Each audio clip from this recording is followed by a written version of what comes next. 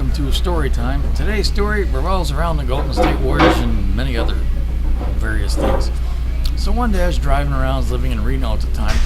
I'm listening to sports talk radio, and the host has a trivia question. He says, what were the four teams that were taken from the ABA into the NBA? I'm like, oh, I know this. Nets, Nuggets, Spurs, and Pacers.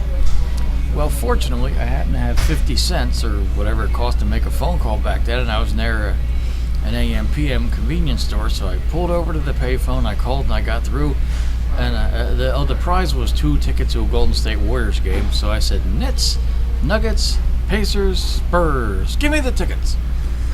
So as it turns out, I won, and I got 2 tickets, and right on the floor. So anyway, a friend of mine was going to go, but she couldn't make it. So I got 2 tickets. I'm like, well, I'll just sell one when I'm down there. So first I drive there. Now I got to park.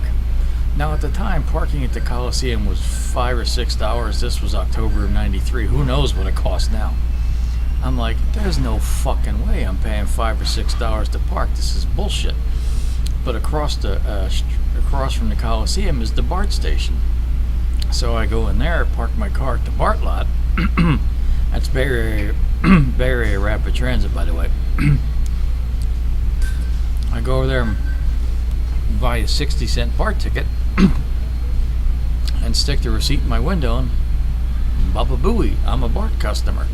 So then I put the receipt in the window, and then I walk over to the Coliseum and proceed to go to the game, whereby I didn't have to pay $5 or $6 to park. So then I got the other ticket, and I want to sell it, and there's a corridor kind of down the lower part of the Coliseum, and I hold the one ticket out and the other guy nods. So I go down there and I go to sell him the ticket, and the cop comes along. I'm like, well, this is great, I'm gonna get busted before I even get in the game. But he was cool. He's like, guys, just go a little farther down the hall there with it, will you? So we did, and I sold him the ticket for I think $28 or $38, I don't remember.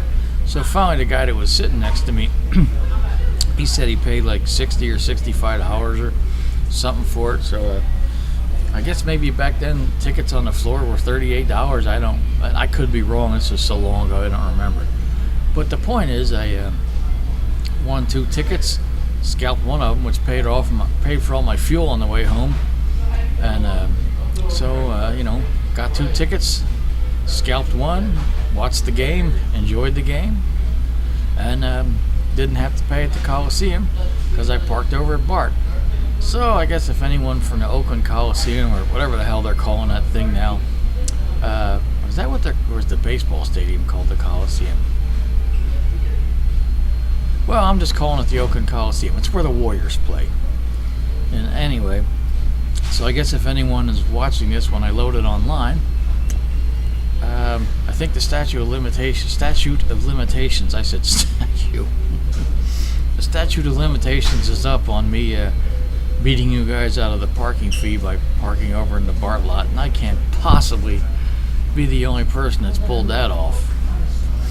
So anyway, there you go. Scalping tickets, winning tickets, beating the parking fee, and enjoying a good Warriors game. It was the Warriors and Lakers.